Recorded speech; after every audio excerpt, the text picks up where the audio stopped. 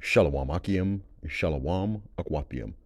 Call Halal Yahweh, Bahashem, Yahweh Shai, Bahashem, Rakak Radash, and double honors to the apostles and the elders and the bishops of Great Millstone. Shalom to you, beloved brothers and sisters, too, as well. And shalom to you, Israelite borns that look likened unto the heathen. With today being Thanksgiving, it's only fitting that, we continue to bring out this truth. Let me grab a few scriptures. I got a few shorts I want to tie into this particular video.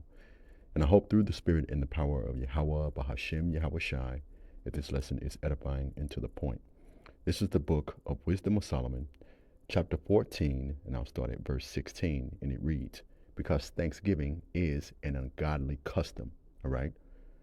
And it reads, thus in the process of time, an ungodly custom grown strong was kept as law, and Thanksgiving was written into law. And we're going to get into that momentarily. And graven images were worshipped by the commandments of kings. The next scripture that comes to mind is Job chapter 9, verse 24. Remember, the earth is given into the hands of the wicked. And over the past several years, several statues of Christopher Columbus has been removed because this truth has come out and has gone forth of what type of man he actually was. He was a rapist, a murderer, a robber, and a thief. All right? We grab one more scripture for you. This is from the book of 2nd Ezra, chapter 6, verse 28. And it reads, as for faith, it shall flourish, corruption shall be overcome, and the truth which is being preached, started with our beloved elder apostles to the men on down, and the truth which hath been so long without fruit shall be declared. I want to read the copyright disclaimer before I play this next video for you, and it reads, copyright disclaimer under the section of 107 of the Copyright Act of 1976, an allowance is made for fair use for purposes such as criticism, commenting, news reporting, teaching, scholarship, and research. Fair use is a use permitted by the copyright statute that might otherwise be infringing. Non-profit, educational, or personal use tips the balance in favor of fair use. Now, let me come out of this here, and I want you to listen closely to what this Gadite has to say, because for you so-called Native Americans, you are the children of Israel, and Thanksgiving is an abominable and pardon me, just a slip of the tongue, an abominable and ungodly custom. All right? Listen closely, and per usual, I'll chime in momentarily. The Pequot people were burned alive in the middle of their sleep at night in 1637. Mass Bay Colony, Plymouth Colony, Providence Plantation, Mystic Seaport, all English colonies banded together to burn women and children while they slept in a village at night. They barricaded the exit. They did not allow anyone to leave. They wanted them to burn. They were proud that they burned. This country was proud to write. We could smell their burning, rotting flesh for over a mile away. It's written, folks. Please read it on your own. I am not making this up. Stephen King can't make this up. He was so proud, the town of Norwich, Connecticut, had a statue honoring this man up until roughly a decade ago. John Mason, the man who murdered over 700 people. When anyone, the few people who were able to survive that Holocaust, they were rounded up. They were sold as slaves.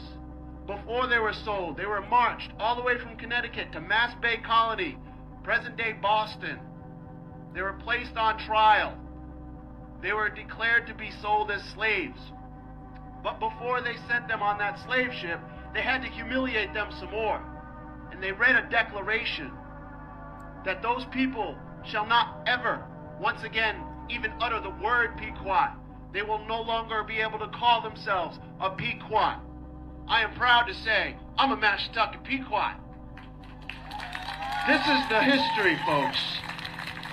Because that particular day, that particular incident, is when this country declared its second religious day of Thanksgiving.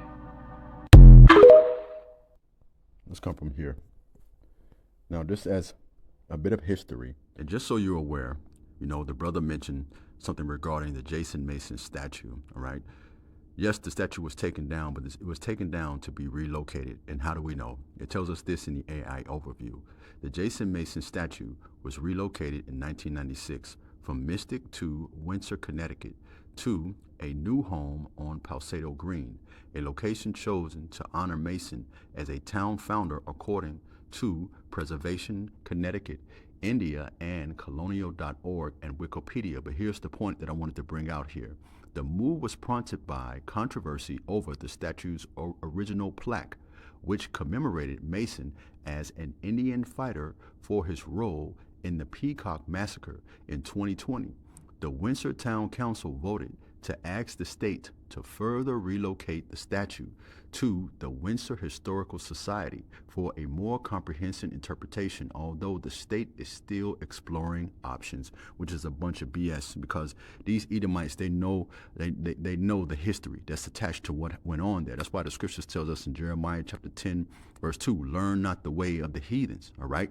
Okay, now just to add this to as well, it tells us this: Thanksgiving was officially made a federal holiday in the United States when President Franklin D. Roosevelt signed a law on December 26 in 1941, establishing it as the fourth Thursday in November. This followed Abraham Lincoln's 1863 proclamation. Keep that in the forefront of your mind, because I'm about to tie in the video in reference to this. This followed Abraham Lincoln's 1863 proclamation that made Thanksgiving an official annual holiday on the last Thursday of November. Let's come from here, right? And in case you're unawares, on that particular Thursday they're referring to, I typed this question into the Google search, and furthermore, I want to use this as a backdrop too as well. You know, Lincoln ordered the greatest mass hanging in America's history, and this is what was done to the Gadites. All right, now let me come out of this. Let me go back. Bear with me 1 second. Let me go back to all, and we'll get right to this video.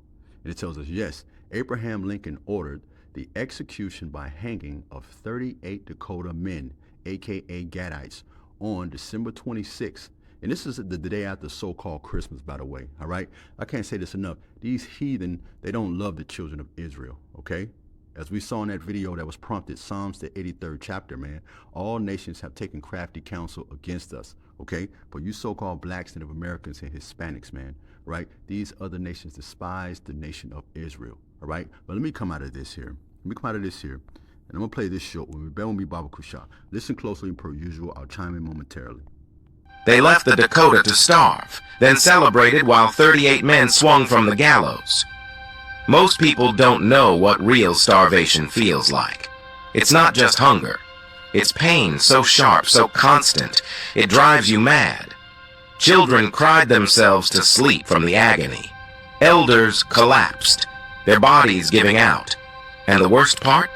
The food was there, hoarded, locked away. The Dakota begged the U.S. to honor their promises. But nothing came. They turned to the traitors. Andrew Myrick sneered, "If they're hungry, let them eat grass, or their own shit." That was it. Starvation left them two choices: die slow or fight back. And they fought. They drove settlers off stolen land. They seized towns. They fought until there was nothing left. Myrick? He was found dead, grass stuffed in his mouth. The U.S. called it war. But what came next was pure revenge. Over 300 Dakota warriors faced sham trials, some lasting minutes.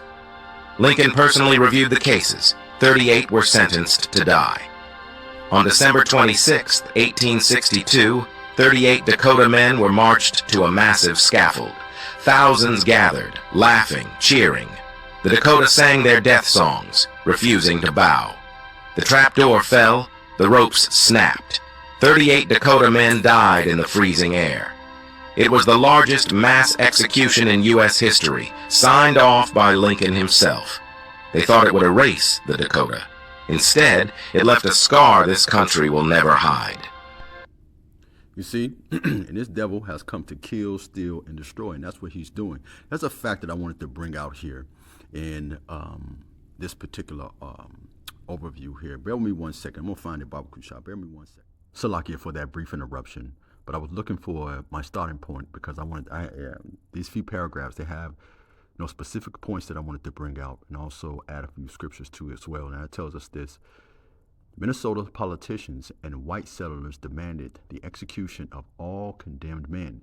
Lincoln, however, personally reviewed the trial transcripts to differentiate between those who had participated in battles against the United States military and those who had committed crimes against civilians, such as rape and murder. And that's the point that I wanted to bring out there, because Esau, Edom, his blessing is the sword. In Jeremiah chapter 50, I think around about verse 23, he's considered to be the hammer of the earth. And that's all he's ever done is rape, robbery, and committed murder. But continuing on, it reads, he commuted the sentences of all 39 men and one whom received a last-minute reprieve, bringing the final number to 38. Lincoln's decision was a political compromise balancing local demands for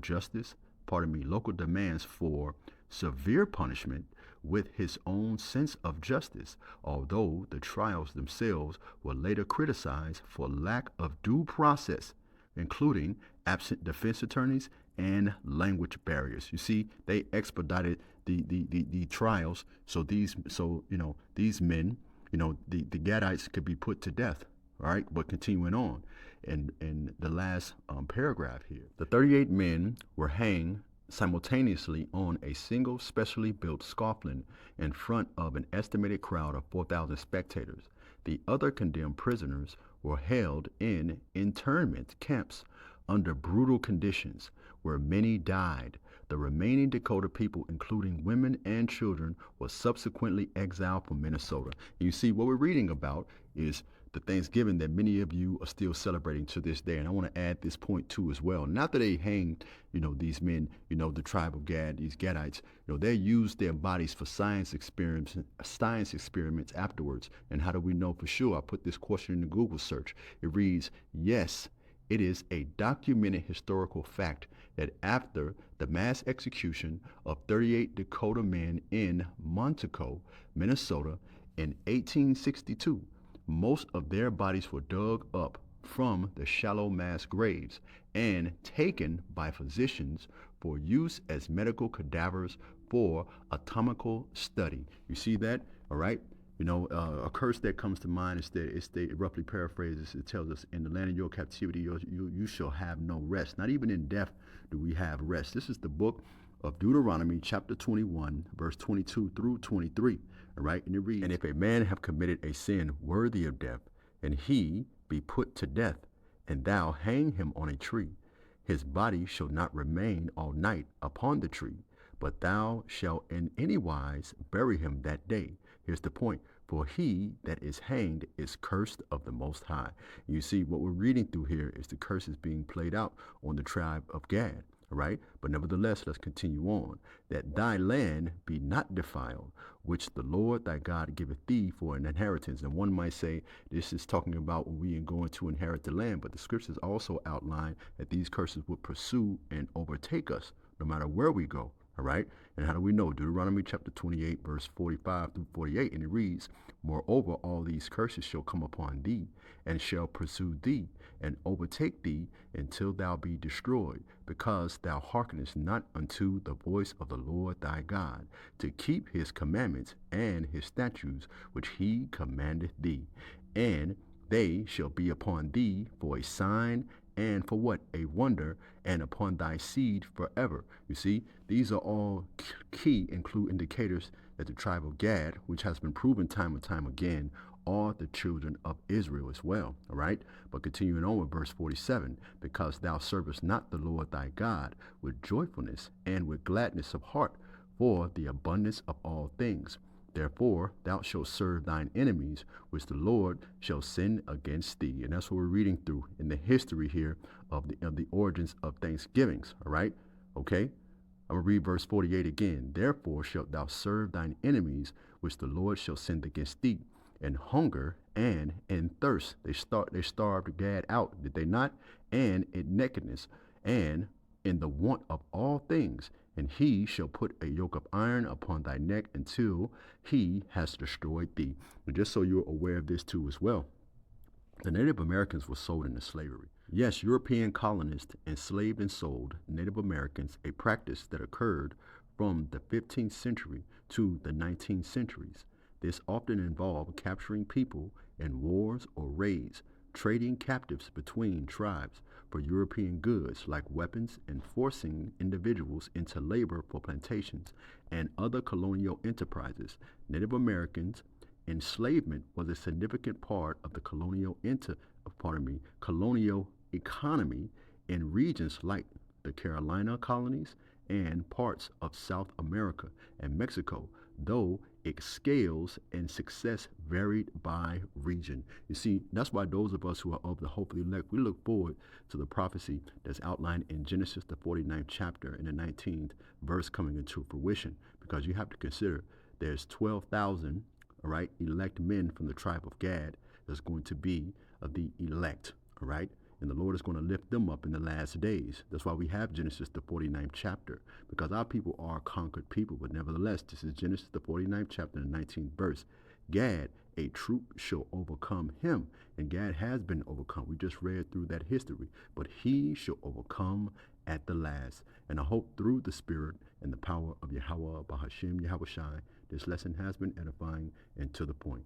Shalom.